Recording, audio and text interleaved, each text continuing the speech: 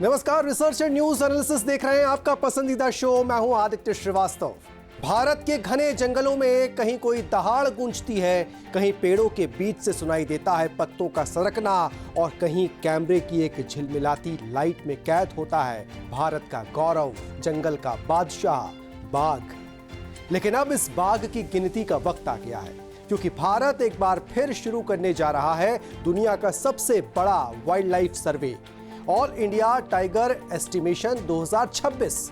यह सर्वे सिर्फ एक गिनती नहीं, बल्कि भारत की वन्यजीव विरासत का राष्ट्रीय लेखा जोखा है। एक ऐसा अभियान जिसमें शामिल होंगे 60,000 से अधिक फॉरेस्ट कर्मचारी, फैलेगा 20 से ज्यादा राज्यों में और बनेगा फिर से दुनिया के लिए एक मिसाल। क्या आप जानते हैं, दुनिया के 75% से ज्यादा जंगली बाघ सिर्फ भारत में है। यह आंकड़ा जितना गर्व देता है ना, उतनी ही जिम्मेदारी भी।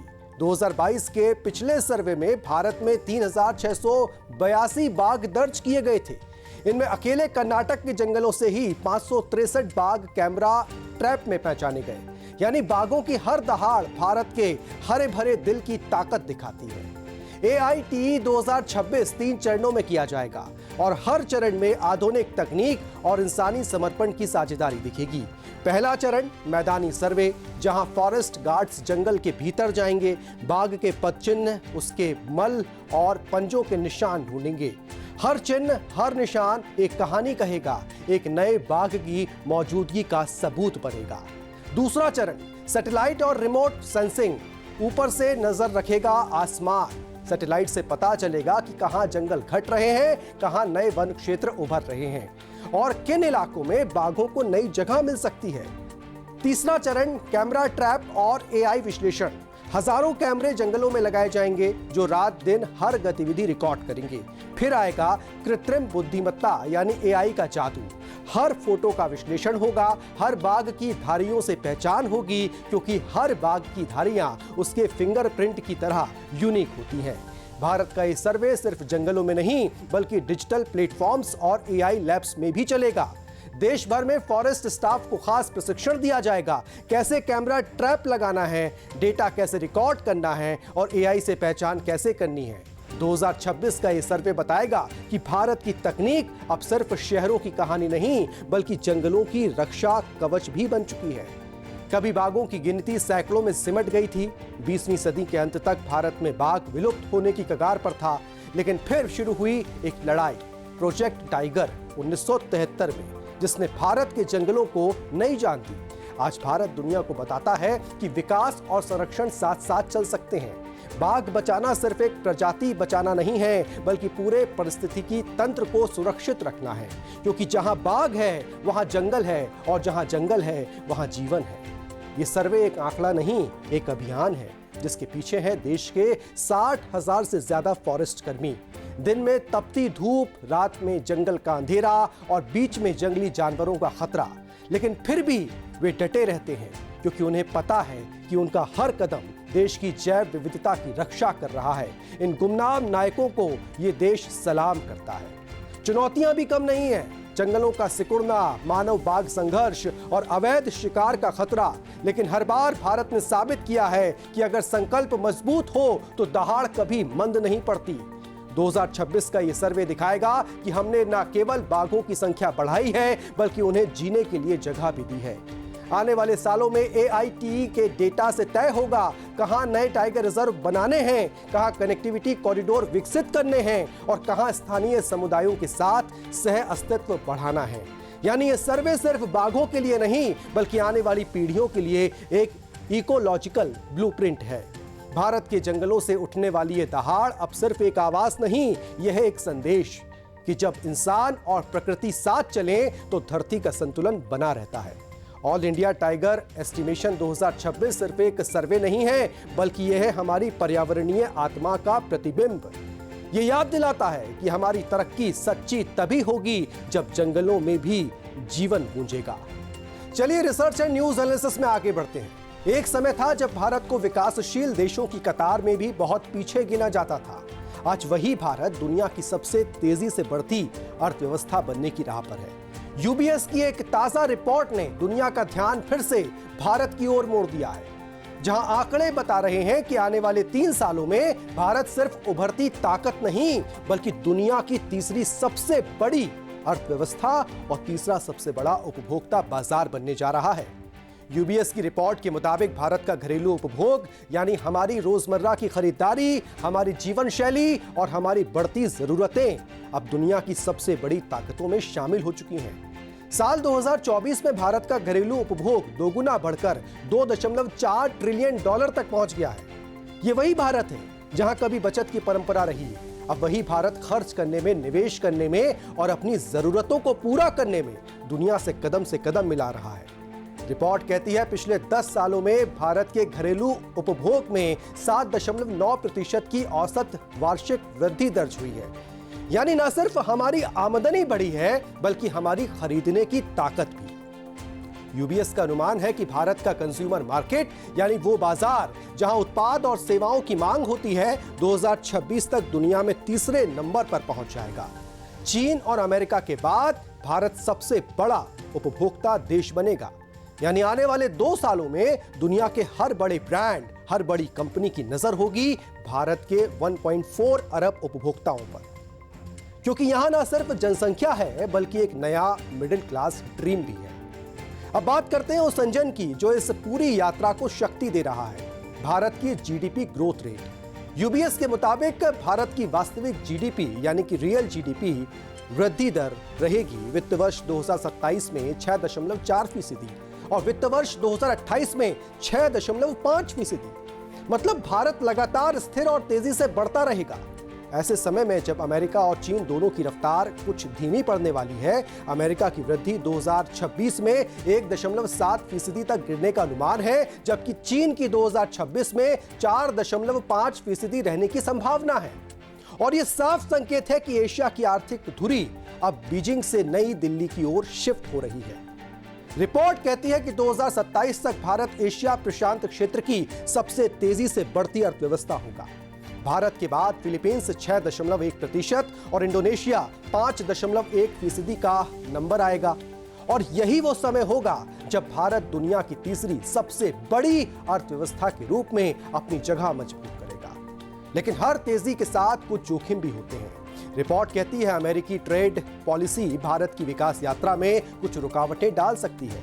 अगर अमेरिका ट्रंप प्रशासन के नेतृत्व में अपने 50% ट्रेड टैरिफ जारी रखता है तो भारत की विकास दर 0.5% तक घट सकती है।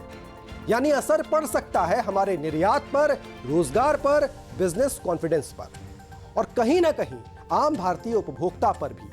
इसके अलावा अगर अमेरिकी कंपनियों के विदेशी आउटसोर्सिंग भुगतान पर 25% टैक्स लागू होता है तो भारत की जीडीपी पर 0.9% तक का असर देखने को मिल सकता है। इन चुनौतियों के बीच उम्मीद की किरण है आरबीआई। यूबीएस का कहना है कि भारतीय रिजर्व बैंक विकास को बढ़ावा देने के लिए 25 बेसिस पॉइंट की ब्याज दर में कटौती कर सकता है। यानी कर्ज सस्ता होगा, निवेश बढ़ेगा और उपभोक्ता को और गति मिलेगी। ये कदम भारत की अर्थव्यवस्था को एक स्थिर, संतुलित और तेज रफ्तार देने में अहम साबित हो सकता है।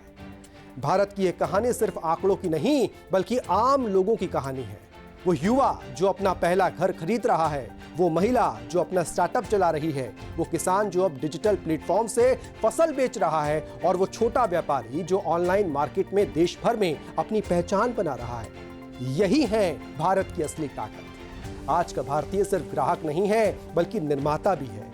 वो खर्च भी करता है, निवेश भी करता है और सपने भी बड़े देखता है। भारत की ग्रोथ स्टोरी अब सिर्फ संभावना नहीं रही, वो वास्तविकता बन चुकी है। स्टार्टअप से लेकर स्पेस मिशन तक, टेक्नोलॉजी से लेकर टूरिज्म तक, भारत हर मोर्चे पर नई ऊंचाइयां छू रहा है। अगर नीतिगत स्थिरता और घरेलू मांग इसी तरह मजबूत बनी रही तो 2028 तक भारत सिर्फ तीसरी सबसे बड़ी अर्थव्यवस्था नहीं बल्कि सबसे बड़े आत्मविश्वासी अर्थव्यवस्था कहलाएगा।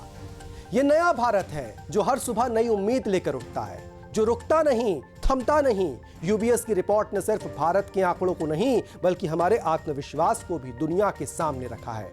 अब वक्त है कि हम सिर्फ आंकड़ों में नहीं, अपनी सोच में भी तीसरे से पहले बनने की तैयारी करें। वक्त एक छोटे से ब्रेक का हो गया है। ब्रेक के बाद रिसर्च एंड न्यूज एनालिसिस में लौटेंगे तो आपको बताएंगे कि भारत किस तरीके से रक्षा के क्षेत्र में आत्मनिर्भर हो रहा है और अपना देश का रक्षा के क्षेत्र में निर्यात जो है वो किस तरीके से बढ़ा रहा है। मध्य प्रदेश के कोने कोने से आ रही हैं वो कहानियां जो आपके जीवन में लाएंगी हौसला और उम्मीद, जो आपकी जिंदगी में देंगी हौसला और सकारात्मकता। जहां मुश्किलें हैं वहां उम्मीद है और ये उम्मीद बनेगी आपकी ताकत। जहां खबरें सिर्फ घटनाएं नहीं, बनेंगी आपके लिए प्रेरणा, बनेंगी आपके लिए विश्वास की नई किरण।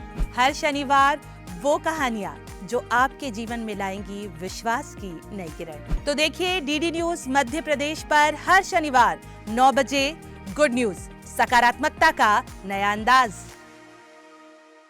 अनंत संभावनाओं का मंच, डिजिटल युग की नई नई खोजें। एक्स, फेसबुक, व्हाट्सएप और इंस्टाग्राम, दुनिया जुड़ती है बस एक क्लिक में। लेकिन साइबर फ्रॉड से रहें सावधान। फेक न्यूज, धोखाधड़ी और हैकिंग बन रहे हैं ठगी का नया ठिकाना। अब सुरक्षा है आपके हाथों में। देखिए साइबर जगत से जुड़ा हमारा खास कार्यक्रम साइबर दुनिया मेरे साथ, हर शुक्रवार रात 9 बजे सिर्फ डीडी न्यूज मध्य प्रदेश और डीडी न्यूज एमपी के यूट्यूब चैनल पर। ब्रेक के बाद स्वागत है आपका। रिसर्च एंड न्यूज एनालिसिस देख रहे हैं आप। कभी भारत को सिर्फ हथियार खरीदने वाला देश कहा जाता था, आज वही भारत हथियार बेचने वालों की सूची में मजबूती से खड़ा है। रक्षा उत्पादन और रक्षा निर्यात दोनों में नया इतिहास लिखा जा रहा है। देश के रक्षा मंत्री राजनाथ सिंह ने बताया कि भारत ने 2024-25 में 1,51,000 करोड़ रुपए का रिकॉर्ड रक्षा उत्पादन हासिल किया है। यानी आत्मनिर्भर भारत अब सिर्फ सपना नहीं रहा बल्कि साकार हकीकत बन चुका है। हाल में भारत के रक्षा मंत्री ने साफ कहा, देश अब रक्षा निर्माण में आत्मनिर्भरता के मार्ग पर तेजी से आगे बढ़ रहा है। 1,51,000 करोड़ रुपए के उत्पादन में 71.6% योगदान यूपीएसयू यानी डिफेंस पब्लिक सेक्टर अंडरटेकिंग्स का रहा है। इन 16 सरकारी कंपनियों में दिखा दिया है कि भारत अब रक्षा तकनीक के लिए किसी पर निर्भर नहीं है। राजनाथ सिंह ने कहा कि ऑपरेशन सिंदूर जैसे अभियानों ने दिखा दिया है कि स्वदेशी प्लेटफॉर्म कितने सक्षम और भरोसेमंद हैं। भारतीय तकनीक न सिर्फ अपने सैनिकों की सुरक्षा सुनिश्चित कर रही है बल्कि अब दुनिया के सामने भारतीय उत्पादों की साख भी बना रही है। अब यह दौर है मेक फॉर इंडिया से मेक फॉर द वर्ल्ड की ओर बढ़ने का। भारत अब सिर्फ रक्षा उत्पादन में रिकॉर्ड नहीं बना रहा बल्कि अपने मेड इन इंडिया हथियारों को पूरी दुनिया में पहुंचा रहा है। रक्षा मंत्री के मुताबिक भारत का रक्षा निर्यात 6,695 करोड़ रुपए तक पहुंच गया है। समझ रहे हैं, 6,695 करोड़ तक हमारा रक्षा निर्यात जो है वो पहुंच चुका है, जो बताता है कि दुनिया भारत की स्वदेशी प्रणालियों पर भरोसा कर रही है। कभी आयात पर निर्भर रहने वाला भारत अब 90 से ज्यादा देशों को रक्षा उत्पाद निर्यात कर रहा है। अमेरिका, फ्रांस, फिलीपींस, आर्मेनिया और वियतनाम जैसे देश अब भारतीय रक्षा उपकरणों के ग्राहक बन चुके हैं।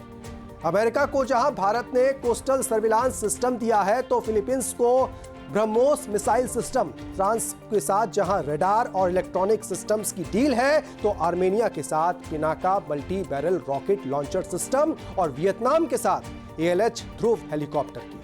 भारत का रक्षा निर्यात सिर्फ किस्मत नहीं बल्कि रणनीति का परिणाम है। सरकार ने निर्यात बढ़ाने के लिए कई अहम कदम उठाए हैं, जैसे सुविधाजनक एक्सपोर्ट पॉलिसी ने रक्षा मंत्रालय ने लाइसेंस प्रक्रिया आसान की है। पॉजिटिव इंडिजेनाइजेशन लिस्ट से अब 5,000 से ज्यादा रक्षा वस्तुएं भारत में ही बनेंगी। निजी कंपनियों की भागीदारी जैसे Tata, Larsen and Toubro, Adani defence जैसी कंपनियां DPSU के साथ मिलकर रक्षा निर्माण कर रही हैं। नए निर्यात बाजार एशिया, अफ्रीका, लैटिन अमेरिका में भारत के उत्पादों की मांग बढ़ रही है और make in India, make for the world नीति जो देश की सीमाओं से आगे सोचने की ताकत देती है। भारत अब साल 2029 तक 50,000 करोड़ रुपए के रक्षा निर्यात का लक्ष्य लेकर आगे बढ़ रहा है और जिस रफ्तार से ग्राफ बढ़ रहा है ना, ये लक्ष्य अब दूर नहीं है ऐसा लगता है। राजनाथ सिंह ने रक्षा कंपनियों से कहा है कि वे अब सिर्फ उत्पादन नहीं बल्कि नवाचार यानी इनोवेशन पर ध्यान दें। उन्होंने कहा हर DPSU को अब अपने R&D रोडमैप तैयार करने चाहिए, मापनीय लक्ष्य तय करें और उन्हें तेजी से लागू करें। यानी आने वाले वर्षों में भारत सिर्फ तकनीक अपनाएगा नहीं बल्कि तकनीक गढ़ेगा। भारत अब रक्षा तकनीक का उपभोक्ता नहीं बल्कि निर्माता बन चुका है। तेजस लड़ाकू विमान, Arjun tank, Pinaka rocket system, Akash missile, Dhruv helicopter, ये सब सिर्फ उपकरण नहीं बल्कि आत्मनिर्भर भारत की पहचान है। और जब दुनिया इन मेड इन इंडिया हथियारों को अपनाती है तो वो सिर्फ एक उत्पाद नहीं खरीदती, वो खरीदती है भारत की विश्वसनीयता, भारत का आत्मविश्वास। हर सफलता के साथ कुछ चुनौतियां भी हैं। भारत को अब और तेजी से बड़ी तकनीकों जैसे फाइटर जेट्स, सबमरीन और एआई आधारित हथियार प्रणालियों में आत्मनिर्भर होना होगा। डिलीवरी की समय सीमा और अंतर्राष्ट्रीय गुणवत्ता मानकों को लगातार बनाए रखना भी बड़ी चुनौती है। लेकिन अगर दिशा सही है ना, तो मंजिल तक पहुंचना सिर्फ समय की बात होती है और भारत की दिशा अब तय हो चुकी है। भारत की यह कहानी सिर्फ रक्षा उत्पादन की नहीं है, यह कहानी है आत्मनिर्भरता, नवाचार और राष्ट्रीय गर्व की। कभी हम दूसरों की बनाई बंदूक खरीदते थे, आज दूसरे देश हमारे बनाए हथियारों से अपनी सीमाओं की रक्षा कर रहे हैं। मेड इन इंडिया अब सिर्फ लेबल नहीं बल्कि एक भरोसा है और यह भरोसा दुनिया अब स्वीकार कर रही है। भारत का रक्षा डंका अब सीमा पार गूंज रहा है और यह गूंज आने वाले वर्षों में और बुलंद होने वाली है। चलिए आगे बढ़ते हैं। रिसर्च एंड न्यूज एनालिसिस में अब एक और अच्छी खबर आपको बताते हैं। कभी सिर्फ सैलानियों के ठहरने की जगह रहे छोटे छोटे होमस्टे आज सिनेमा की दुनिया के बड़े बड़े नामों के लिए बन गए हैं परफेक्ट शूटिंग लोकेशन। जी हां, मध्य प्रदेश जहां हर गांव, हर गली, हर पहाड़ी अपने भीतर एक कहानी समेटे हुए है और अब कैमरे का लेंस उन्हीं कहानियों को दुनिया के सामने ला रहा है। भोपाल से लेकर छिंदवाड़ा तक, ओरछा से लेकर तामिया तक, अब हर जगह, हर कोना फिल्म मेकर्स का नया फेवरेट स्पॉट बन चुका है। कहते हैं कहानी वहीं जन्म लेती है जहां मिट्टी में अपनापन हो, और मध्य प्रदेश की मिट्टी में तो सादगी, वो सौंधापन सब कुछ है जो कैमरे को लुभा लेता है। भोपाल के आसपास के गांव खारी, बरखेड़ा, धुसावानी कभी साधारण गांव थे, लेकिन आज ये छोटे छोटे होमस्टे बड़े बड़े फिल्म सेट्स को मात दे रहे हैं। जहां एक तरफ शहरों में आर्टिफिशियल सेट बनते हैं, वहीं यहां असली गांव, असली लोग और असली जिंदगी कहानी का हिस्सा बन जाते हैं। छिंदवाड़ा के धुसावानी से लेकर ओरछा के लाड़पुरा तक कैमरे अब इन गांव की गलियों में नई कहानियां ढूंढ रहे हैं। और तो और इंदौर के पास कालाकुंड में तो होमस्टे के उद्घाटन के दिन ही फिल्म की शूटिंग शुरू हो गई। ये सिर्फ किस्मत नहीं है, बल्कि मध्य प्रदेश के टूरिज्म बोर्ड की दूरदृष्टि और गांव की मेहनत का नतीजा है।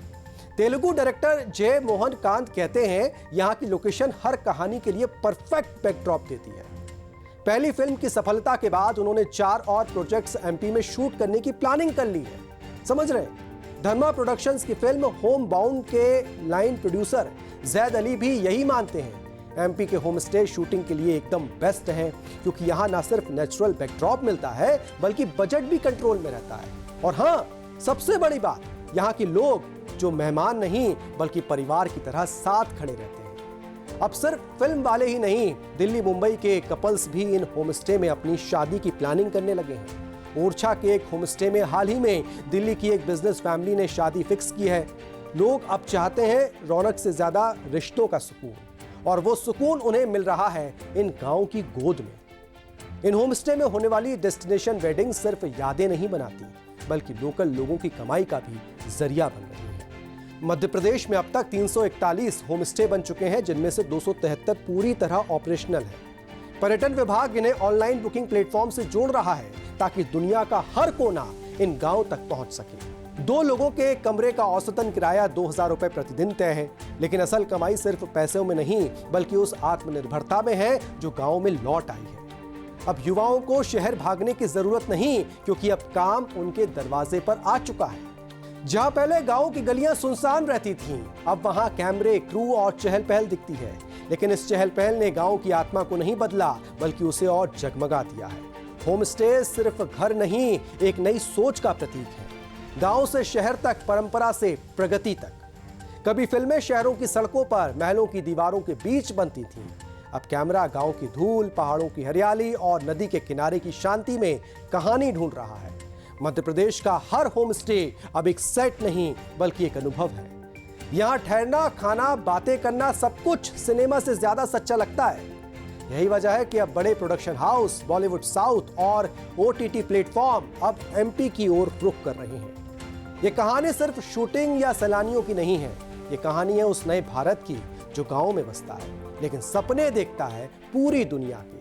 जहां घरों के आंगन में अब लाइट्स, कैमरा, एक्शन की गूंज है, और जहां हर दीवार, हर गली कह रही है रोल कैमरा, कहानी यहीं से शुरू होती है। वक्त एक और छोटे से ब्रेक का हो गया है। रिसर्च एंड न्यूज एनालिसिस में आगे इटली आपको ले चलेंगे और बताएंगे कि वहां बच्चों से ज्यादा जो है ना पेट्स हो गए। मध्य प्रदेश के कोने कोने से आ रही हैं वो कहानियां जो आपके जीवन में लाएंगी हौसला और उम्मीद, जो आपकी जिंदगी में देंगी हौसला और सकारात्मकता। जहां मुश्किलें हैं वहां उम्मीद है और ये उम्मीद बनेगी आपकी ताकत। जहां खबरें सिर्फ घटनाएं नहीं, बनेंगी आपके लिए प्रेरणा, बनेंगी आपके लिए विश्वास की नई किरण।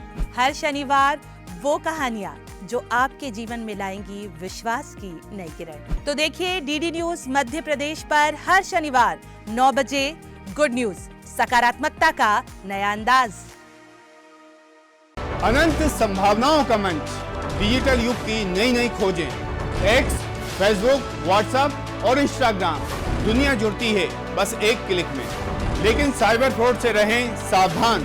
फेक न्यूज, धोखाधड़ी और हैकिंग बन रहे हैं ठगी का नया ठिकाना। अब सुरक्षा है आपके हाथों में। देखिए साइबर जगत से जुड़ा हमारा खास कार्यक्रम साइबर दुनिया मेरे साथ, हर शुक्रवार रात 9 बजे सिर्फ डीडी न्यूज मध्य प्रदेश और डीडी न्यूज एमपी के यूट्यूब चैनल पर। तो ब्रेक के बाद आपका स्वागत है। आगे बढ़ते हैं। रिसर्च एंड न्यूज एनालिसिस देख रहे हैं आप। कहते हैं किसी देश की तस्वीर उसकी गलियों में झलकती है, बच्चों की खिलखिलाहट, परिवार की रौनक और जिंदगी की गूंज से।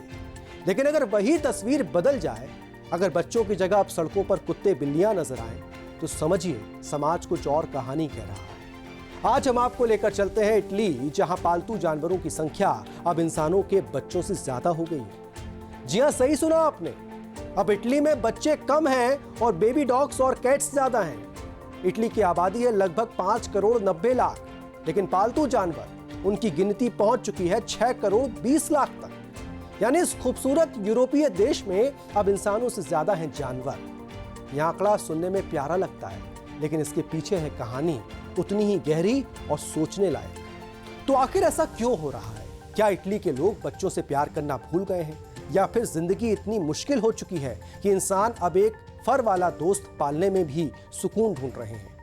इटली में आज हर गली, हर पार्क में आपको नजर आएंगे लोग अपने कुत्तों और बिल्लियों के साथ टहलते हुए, खेलते हुए, उन्हें गोद में उठाए मानो अपने बच्चे हों। करीब 82 लाख कुत्ते, 79 लाख बिल्लियां और बाकी हैं खरगोश, पक्षी, मछलियां, यहां तक कि सांप और गिनी पिग भी। लेकिन सवाल ये नहीं कि जानवर कितने हैं, सवाल यह है कि बच्चे क्यों नहीं। दरअसल इटली आज यूरोप के सबसे कम जन्म दर वाले देशों में से एक है। यहाँ की युवा पीढ़ी शादी और परिवार से ज्यादा तरजीह दे रही है करियर, आजादी और मानसिक शांति को। लेकिन इसके पीछे एक बड़ा आर्थिक सोच भी है। विशेषज्ञ बताते हैं कि आज के युवा इटलीवासी अस्थिर नौकरियों, कम वेतन और महंगे घरों के बोझ से दबे हैं।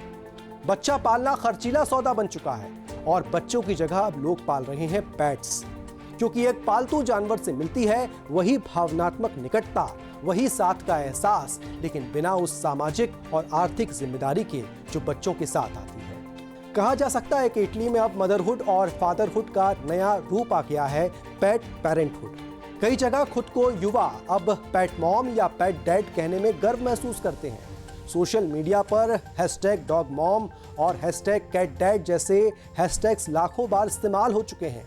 और इस नई सोच ने जन्म दिया है एक नई अर्थव्यवस्था को, द पेट इकोनॉमी। आज इटली के शहरों में है पेट फ्रेंडली कैफे, होटल और travel package, luxury grooming salon, pet bakery और यहां तक कि पेट स्पा। कुत्तों के लिए बनी बर्थडे केक से लेकर बिल्लियों के लिए ऑर्गेनिक मील, सब कुछ अब फर फैमिली के लिए है। सुनने में भले ही प्यारा लगे, लेकिन इसका दूसरा पहलू भी है, क्योंकि अगर बच्चे नहीं होंगे तो भविष्य में ये प्यारे देश कौन संभालेगा? इटली की जनसंख्या हर साल घट रही है, स्कूलों में बच्चों की संख्या कम होती जा रही है, गांवों में बुजुर्ग अकेले रह रहे हैं। यूरोपीय संघ के ताजा अनुमान बताते हैं कि अगर यही रफ्तार रही तो अगले 25 सालों में इटली की कुल आबादी में करीब 10% की गिरावट आ सकती है। यानी जो देश कभी अपनी पारिवारिक संस्कृति और बड़े घरों के लिए जाना जाता था, वो अब बनता जा रहा है सिंगल्स और पेट्स का नेशन। और अब इस बदलती तस्वीर को देखकर इटली की सरकार भी सोच में है। प्रधानमंत्री जॉर्जिया मेलोनी ने एक अनोखी योजना शुरू की है, एनिमल बोनस। समझ रहे हैं? Animal bonus. इस योजना के तहत सरकार हर साल 2.5 लाख यूरो यानी लगभग 2 करोड़ 56 लाख रुपए खर्च करेगी बुजुर्ग पालतू मालिकों की मदद के लिए, ताकि वे अपने पालतू जानवरों के वेटरनरी खर्च उठा सकें। कह सकते हैं कि यह सिर्फ पालतू प्रेम नहीं बल्कि एक सामाजिक थेरेपी है, जहां जानवर इंसान की तन्हाई का इलाज बन रहे हैं। लेकिन सवाल यही है, क्या यह एनिमल बोनस उस खालीपन को भर पाएगा जो बच्चों की हंसी छोड़ गई है? क्या पालतू जानवर इंसान को परिवार का वो सुकून दे सकते हैं जो कभी इंसान से मिलता था? ये एक सवाल है। दरअसल ये ट्रेंड सिर्फ इटली का नहीं है। जापान, जर्मनी, दक्षिण कोरिया जैसे कई विकसित देश भी इसी राह पर चल रहे हैं, जहां जन्म दर गिर रही है और पालतू जानवर इंसानों के नए साथी बन रहे हैं। कहीं ये इंसान की जरूरतें हैं तो कहीं ये समाज की थकान का लक्षण। एक ऐसी थकान जो रिश्तों की जटिलता, आर्थिक दबाव और आधुनिक जीवन की अकेलेपन से उपजी है। तो क्या यह बदलाव बुरा है? जरूरी नहीं है, क्योंकि जानवर हमें सिखाते हैं निर्विचार प्रेम, वो जो बिना सवाल, बिना अपेक्षा के होता है।